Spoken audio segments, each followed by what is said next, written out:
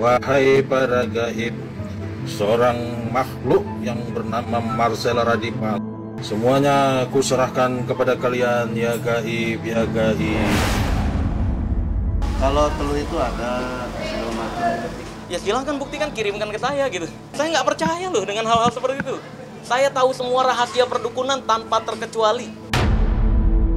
Saya tahu racun-racun santet, racun teluh dan sebagainya. Mau perang monggo, mau datang baik-baik monggo. Sebenarnya sih nggak ada trik ya. Semua itu kan yang menggerakkan kan yang menciptakan Allah. Makin memanas. Perseteruan Marcel Radipal dengan Gus Samsudin terus meluas. Ancaman berdatangan mulai dari dilaporkan polisi hingga ada yang ingin mengirimi Marcel santet. Wahai para gaib, seorang makhluk yang bernama Marcel Radipal, semuanya aku serahkan kepada kalian ya gaib, ya gaib. Tapi sepertinya Marcel yang menyebut dirinya pesulap merah tidak gentar, sehingga aksi-aksinya akan terus dilakukan. Lalu, apa sejatinya motivasi Marcel melakukan aksi bongkar-bongkaran trik perdukunan?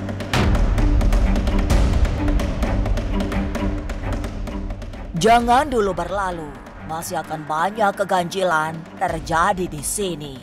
Dan jangan lupa subscribe, like, share, dan komen agar tak ada yang terasa ganjil di sekitar Anda.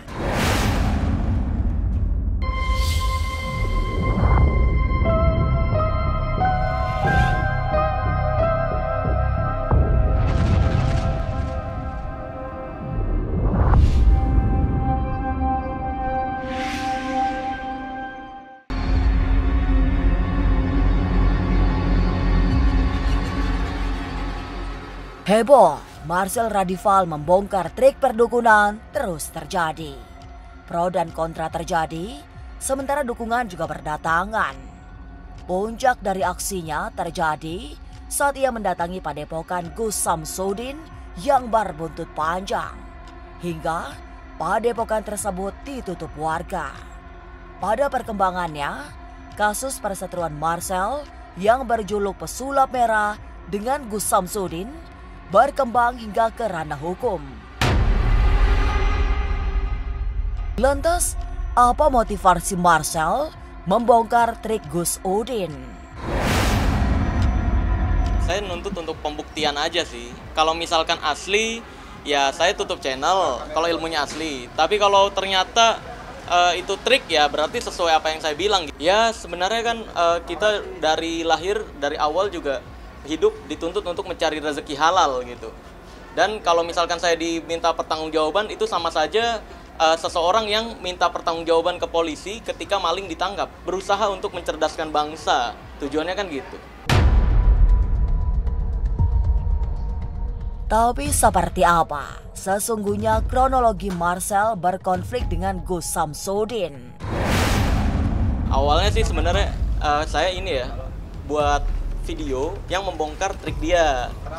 Ya, saya membuat video yang membongkar trik dia karena saya memang kontennya intinya adalah membongkar rahasia perdukunan.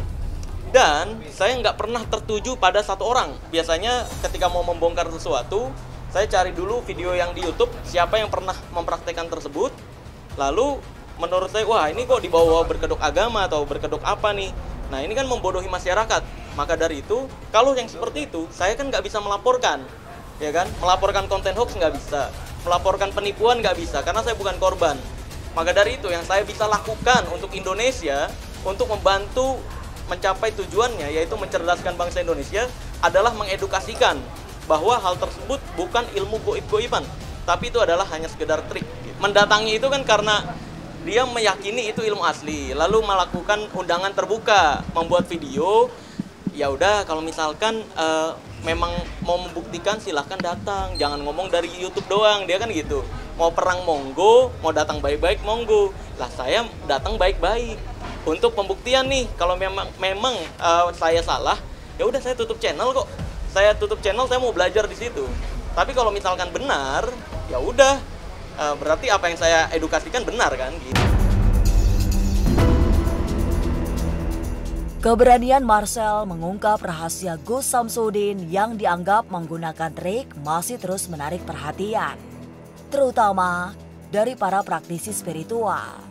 Ada yang mendukung, tapi tidak sedikit yang mengecam, termasuk yang khawatir karena akan mengancam eksistensi para praktisi spiritualis. Semua itu kan dunia gaib ya. Dunia gaib kan abu-abu. Kenapa seperti itu? Apapun bentuknya, mungkin kayak Gus Samsudin atau mungkin pesulap merah ya. Kan memang mereka kan punya cara masing-masing. Apapun bentuknya, suatu kebohongan atau kebenaran seiring waktu, waktulah yang membuktikan. Sebenarnya sih nggak ada trik ya. Semua itu kan yang menggerakkan kan yang menciptakan Allah. Berbicara gaib. Ya, cuman diri kita doang yang tahu. Ya, kalau wujud gaib ya, itu kan semua kuasa Allah. Aksi Marcel membongkar rahasia dukun trik bukan tanpa risiko. Ia harus berurusan dengan massa serta dilaporkan oleh Gus Samsudin. Tapi benarkah ada pula yang mengancam mengirimi santet? Jangan kemana-mana, tetap subscribe, like, share, dan komen agar tak ada yang terasa ganjil di sekitar Anda.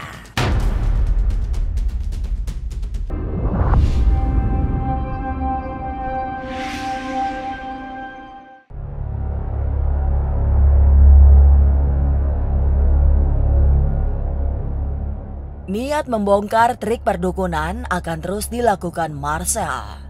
Ia sadar harus memberikan edukasi yang benar kepada masyarakat meski risikonya sangat berat. Ancaman datang dari banyak kalangan, mulai dari dilaporkan ke polisi hingga diancam dikirimi santet. Tapi ia berusaha tenang karena memang tidak percaya dengan santet-santetan. Kepada mereka yang ingin mencelakakan dirinya dengan santet, dipersilahkan. Wahai para gaib, seorang makhluk yang bernama Marcel Radipal, semuanya kuserahkan kepada kalian ya gaib, ya gaib. Ya silahkan buktikan, kirimkan ke saya gitu. Saya nggak percaya loh dengan hal-hal seperti itu. Saya tahu semua rahasia perdukunan tanpa terkecuali. Saya nggak percaya hal-hal seperti itu makanya. Saya tahu racun-racun santet, racun telu dan sebagainya. Bagaimana konsep-konsep mencelakai seseorang dengan metode-metode santet, telu dan sebagainya, saya tahu semua. Saya pribadi sih mengikuti aja bagaimana proses hukumnya nantinya. Kalau memang diteruskan ya, tapi yang udah-udah sih nggak diteruskan karena memang deliknya tidak kena. Karena kan siapapun bisa laporan ya laporan aja. Dan kalau saya pribadi sih tetap nuntutnya silahkan kalau memang apa yang saya katakan salah, buktikan gitu. Tujuan utama saya kembali lagi pembuktian. Jadi kalau misalkan memang, sekali lagi, kalau misalkan pendapat saya salah atau terbukti saya fitnah, baru silakan proses. Kalaupun ini dilaporkan, ya nanti lihat aja, nantinya juga akan dibuktikan juga sama aja. Perang melawan dukun trik memang berisiko.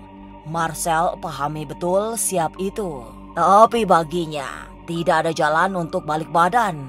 Apalagi banyak hal-hal yang memang harus diluruskan. Termasuk jual beli benda-benda yang berhubungan dengan gaib. Selebihnya, jika mengandalkan trik, kemudian bisa menyebut dirinya spiritualis yang memiliki kelebihan batin, ia pun bisa mengaku-ngaku jadi orang sakti. Sebab trik antara dukun dengan pesulap sama saja. Sama. Ya saya bisa juga ngaku paranormal. Dengan trik yang sama, dukun yang saya maksud nipu atau cabul ini adalah dukun yang sok tahu tentang hal goib, bukan pengobatan tradisional. Sedangkan yang diakui Indonesia itu adalah bukan dukun, tapi pengobat tradisional. Surat terdaftar pengobat tradisional, bukan dukun. Nah ini yang salah, karena di Indonesia sendiri jimat itu dilarang untuk diperjualbelikan ataupun dibagikan. benda-benda yang dianggap sakti dilarang untuk diperjualbelikan ataupun dibagikan. Lihat di pasal 546 KUHP. Di situ jelas larangan Indonesia melarang penjualan jimat atau benda-benda yang dianggap sakti. Tapi kalau ngaku-ngaku sakti, ini adalah ilmu tertentu, ini adalah ilmu goib, itu yang saya permasalahkan. Marcel memang tidak main-main saat menyamakan kerja dukun dengan pesulap karena sama-sama memakai trik. Ia kemudian membuktikan trik keris petir yang disebut-sebut memiliki kekuatan gaib. Ia juga punya batu getar yang disebut mampu bergerak sendiri karena digerakkan oleh penunggu gaibnya. Iya, kalau keris petir mah itu sebenarnya alat teater untuk pertunjukan, untuk hiburan. Jadi kayak dalam seni teater ada jagoannya nih, punya keahlian, ya serang, gitu. Cuma kan anehnya ini dijadiin untuk pengobatan ya. Dan anehnya lagi ada yang percaya. Ini jangan-jangan yang percaya ini mikir kalau jin itu kayak nyamuk ya, bisa kesetrum, kan aneh. Kebetulan saya juga punya keris petirnya. Di sini saya memiliki juga keris petir dan ini sudah upgrade terbaru karena sudah tidak pakai tombol, tidak pakai kain putih lagi ditutup-tutupin. Dan nih, sekarang kita akan buka. Dan sini saya merasakan semua penontonnya ini harus dibersihkan ya. Jadi saya akan coba bersihkan semuanya. 1, 2, 3. Wih. Lagi. Wih. Sekarang saya akan coba untuk memperlihatkan kalau batu getar itu ya sebenarnya ada sensor cahayanya gitu. Bukan ada silumannya ya. Nah ini silumannya akan saya buat bergerak. Lari dia kalau kena cahaya. Tuh ya kan. Ini ada. Nah ini ada siluman bekicot di dalamnya. Tuh kabur. Wes, berhenti. Kalau nggak ada cahayanya berhenti. Kalau ada cahayanya jalan lagi dia. Dukun trik seperti tidak tenang dengan kehadiran Marcel si pesulap merah. Sebab ia memiliki semua trik yang dilakukan dukun-dukun palsu itu. Lantas benarkah para dukun bisa mendapatkan benda-benda mistik di pasar Rawabening? Jangan kemana-mana, tetap subscribe, like, share, dan komen agar tak ada yang terasa ganjil di sekitar Anda.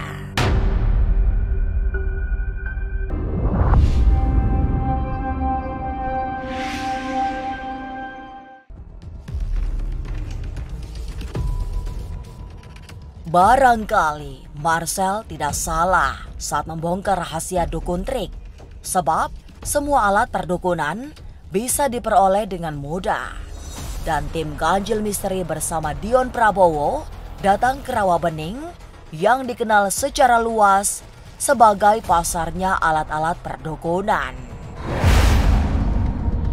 Pak Raden, di sini saya lihat banyak banget benda-benda khasiat kalau kita lihat ya.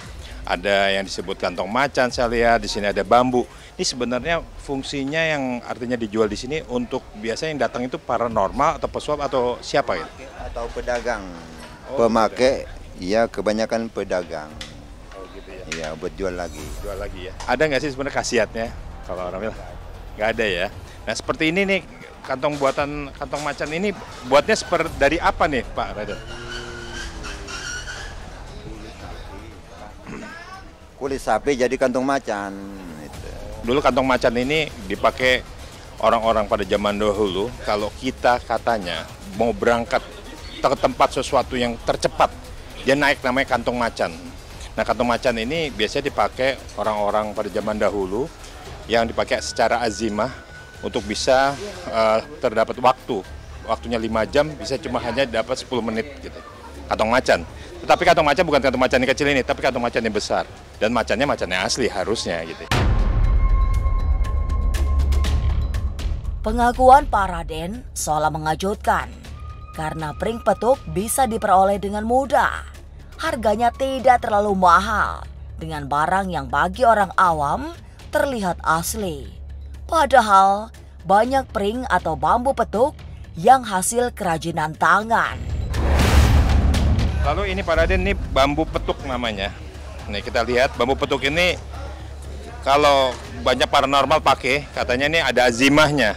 ada 2 mata. Tetapi fungsinya untuk apa? Katanya ini orang yang bentuk anti kebal. Katanya. Ya, sebetulnya. Hmm. Fungsi itu tergantung keyakinan.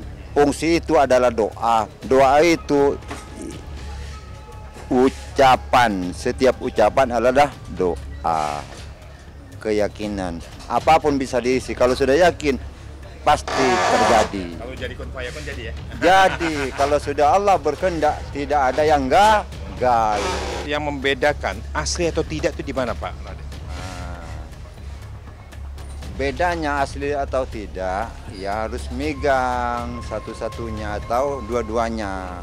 Asli dengan alam beda. Nah, Asli bukan bikinan. ini asli ya. Berarti kalau kita lihat perbedaannya antara asli sama ini mungkin ada lem ya Pak Raden. Kalau ini bukan kira asli. leman.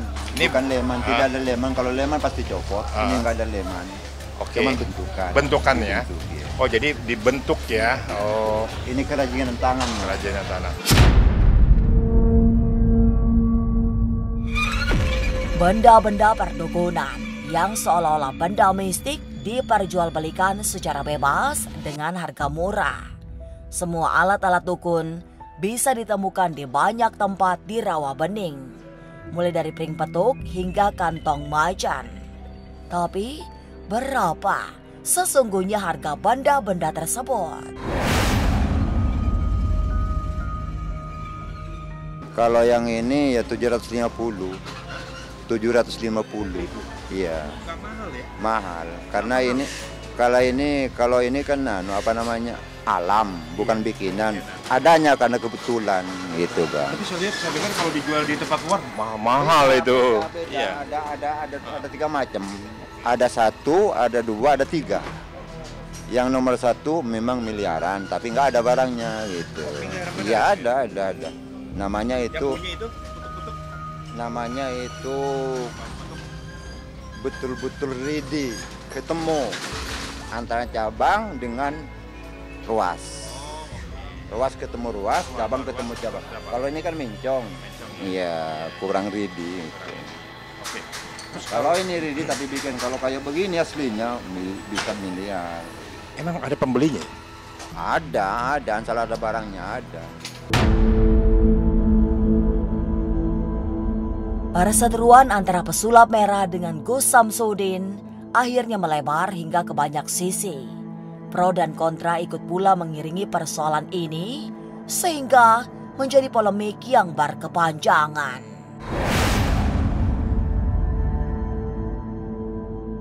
Inilah ganjil yang akan menguak berbagai misteri di alam nyata dan tak kasat mata. Sampai jumpa pada episode selanjutnya dengan kisah-kisah ganjil setiap hari Senin, Kamis, dan Jumat pukul 5 sore. Tapi sebelumnya, jangan lupa subscribe, like, share, dan komen agar tak ada yang terasa ganjil di sekitar Anda.